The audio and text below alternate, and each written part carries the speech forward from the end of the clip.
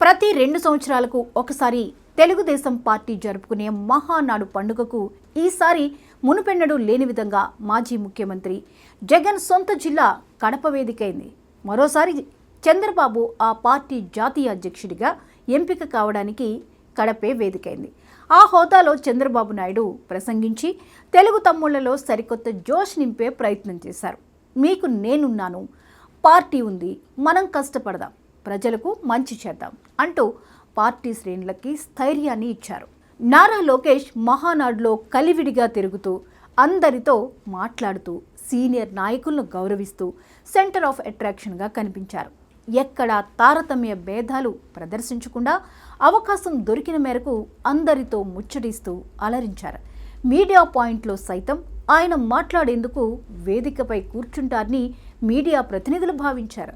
అయితే ఆయన నేరుగా వచ్చి వేదిక మీద కుర్చీలో కాకుండా కింద కూర్చుని అందరితో కలిసి మాట్లాడుతూ అడిగిన అన్ని ప్రశ్నలకి సమాధానం ఇస్తూ వచ్చారు. ఎక్కడా విసుక్కోకుండా ప్రశ్నించిన ప్రతి వారితో నవ్వుతూ మాట్లాడుతూ సమాధానాలిస్తూ తన రాజకీయ పరిణితి చాటుకున్నారు. ఇక సభలో రెడ్ బుక్ గురించి ఆయన తన వైఖరి స్పష్టం చేయడం తెలుగు తమ్ముళ్లలో జోష్ నింపిందంటున్నారు. మహానాడు ప్రాంగణంలో ఏర్పాటు చేసిన ఎన్టీఆర్ ఫోటో గ్యాలరీ మహానాడుకు వచ్చిన వారిని బాగా ఆకర్షించింది. మొదటి 2 రోజుల్లో ప్రతినిధుల మహాసభకు దక్షిణం వైపు ఏర్పాటు చేసిన ఈ గ్యాలరీలో ఒక భాగం ఎన్టీఆర్ ముఖ్యమంత్రిగా ఉన్నప్పటివి పాత చిత్రాలు రంగుల్లోనూ బ్లాక్ అండ్ వైట్లోనూ ప్రదర్శించడం చూసేవారికి ఆసక్తి కలిగించింది. ఎన్టీఆర్తో పాటు దాని పక్కన చంద్రబాబు, లోకేష్ ఫోటో గ్యాలరీలు కూడా ఏర్పాటు చేశారు. కాకపోతే మహానాడు చివరి రోజున గురువారం ఆ గ్యాలరీలో ఫోటోలు తీసివేయడంతో లక్షల సంఖ్యలో వచ్చిన వారు వాటిని వీక్షించలేకపోయారు. మహానాడు మరో 4 రోజుల్లో మొదలవుతుందని అనుకున్నప్పటి నుంచి వర్షం వస్తుందేమో అన్న ఆందోళన అందరిలో వ్యక్తమైంది. మహానాడు మొదలయ్యే ముందు రోజు కూడా వర్షం కురవడంతో నిర్వాహకుల్లో ఆందోళన తప్పలేదు. ముందు జాగ్రత్త చర్యగా ప్రాంగణంలో టెంట్ల చుట్టూ కాలువలు తవ్వించారు. 27 నుంచి 3 రోజుల పాటు మహానాడు ముగిసే వరకు వర్షాలు రాకపోగా వాతావరణం కూడా చల్లబడ్డంతో మహానాడు మరింత విజయవంతం కావడానికి కారణమైంది. టీడీపీ నాయకులు కూడా ఊపిరి పీల్చుకున్నారు. మండే ఎండల మధ్యలో వానలు అయినా లెక్క చేయకుండా 7 పదులు దాటిన వయసులో 400 కిలోమీటర్లు సైకిల్ తొక్కాలంటే సాహసమే. అయినా అభిమానం ముందు ఆ సాహసం ఆ పెద్ద ఆయనకు పెద్ద లెక్కే కాకుండా పోయింది. ధూళిపూడి మునేశ్వరరావు అనే ఈ పెద్ద ఆయనది అవనిగడ్డ నియోజకవర్గం, కోడూరు. తెలుగుదేశం పార్టీ అంటే వల్లమాలిన అభిమానం. కడపలో జరుగుతున్న మహా పండుగకు తమ తెలుగుదేశం పార్టీ గుర్తు పేదోడి రథమైన సైకిల్పై వచ్చారు.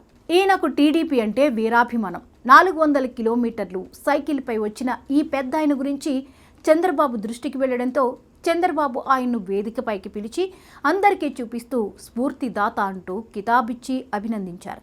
తెలుగుదేశం పార్టీకి ఇలాంటి కార్యకర్తలు ఉండడం పూర్వజన్మ సుకృతమని చంద్రబాబు కొనియాడారు. వేదికపై ఉన్న నారా లోకేష్ సైతం లేచి చప్పట్లు కొడుతూ అభినందించారు. కడపలో తెలుగుదేశం పార్టీ రాష్ట్ర మహానాడు జరుగుతుందంటే కడపతో పాటు రాయలసీమ వాసులు ఆ ప్రాంతానికి అభివృద్ధి కోసం ఏవైనా హామీలు ఇస్తారని భావించడం సహజమే. అయితే అందుకు తగ్గట్టుగానే ముఖ్యమంత్రి చంద్రబాబు నాయుడు సీమతో పాటు రాష్ట్రంలో చేపట్టబోయే అభివృద్ధి పనులను మహానాడు వేదికగా ప్రకటించారు. రాయలసీమ విషయానికొస్తే రాయలసీమను సుభిక్షం చేసేందుకు ప్రాజెక్టులు చేపట్టాలని, సీమను కరువు సీమగా, ఎడారి సీమగా కానివ్వమని భరోసా ఇచ్చారు. తెలుగు గంగ, హంద్రినీవా, గాలేరు, నగరీ ప్రాజెక్టులకు శ్రీకారం చుట్టింది ఎన్టీఆర్ అని, ఆ తర్వాత తాను బాధ్యతలు చేపట్టాక వాటిని మరింతగా ముందుకు తీసుకువెళ్లామని ప్రకటించారు. సీమ ప్రాజెక్టులకు 3,500 కోట్లు కేటాయిస్తున్నట్లు సీఎం ప్రకటించారు. వంశధార నుంచి పెన్నా వరకు నదులు అనుసంధానం చేయాలన్నది తమ లక్ష్యమని తన సంకల్పాన్ని వెల్లడించారు. రాయలసీమ వాసులు ఎప్పుడెప్పుడా అని ఎదురు చూస్తున్న ఉక్కు పరిశ్రమపై చంద్రబాబు నాయుడు స్పష్టత ఇవ్వడంతో ఆ ప్రాంత వాసుల్లో హర్షం వ్యక్తమవుతోంది. దాదాపు 20 ఏళ్లుగా అందని ద్రాక్షలా ఉన్న ఉక్కు సంకల్పానికి పునాదిరాళ్లు వేయడం తప్ప పూర్తి చేసిన పరిస్థితులు లేవు. అయితే ముఖ్యమంత్రి మహానాడులో 10 రోజుల్లో స్టీల్ ప్లాంట్ శంకుస్థాపన చేస్తామని, 2వ దశలో 9,000 కోట్లతో రాయలసీమ స్టీల్ ప్లాంట్ను 3 మిలియన్ టన్నుల ఉత్పత్తి సామర్థ్యంతో నిర్మాణం చేపడతామని ప్రకటించారు. జిందాల్ సంస్థ నిర్మించే ఈ స్టీల్ ప్లాంట్తో 3,000 మందికి ఉద్యోగాలు వస్తాయని, ఈ ప్లాంట్కు శంకుస్థాపనతో పాటు తానే ప్రారంభోత్సవం చేస్తానని చెప్పడంతో కడపవాసులు హర్షం వ్యక్తం చేస్తున్నారు. పర్యాటక పరంగా గండికోటను అభివృద్ధి చేస్తామని, అక్కడ శ్రీకృష్ణదేవరాయలు విగ్రహాన్ని ఏర్పాటు చేస్తామని, భవిష్యత్తులో అంతా టూరిజమే అని చెబుతూ గండికోట అభివృద్ధి చేయడంతో పాటు శ్రీశైలం, తిరుపతి క్షేత్రాలను మరింతగా అభివృద్ధి చేస్తామని ప్రకటించారు. మొత్తానికి కడపలో నిర్వహించిన మహానాడు దిగ్విజయంగా ముగిసింది. మహానాడు ముగుస్తున్న తరుణంలో వేదికపై అపురూపమైన ఘటన చోటు చేసుకుంది. టీడీపీ పొలిట్ బ్యూరో సభ్యుడు, కడప జిల్లా టీడీపీ అధ్యక్షుడు రెడ్డప్పగారి శ్రీనివాస్ రెడ్డి భావోద్వేగానికి గురై ఆనంద బాష్పాలతో దేశం పార్టీ జాతీయ అధ్యక్షుడు ముఖ్యమంత్రి చంద్రబాబును హత్తుకున్నారు.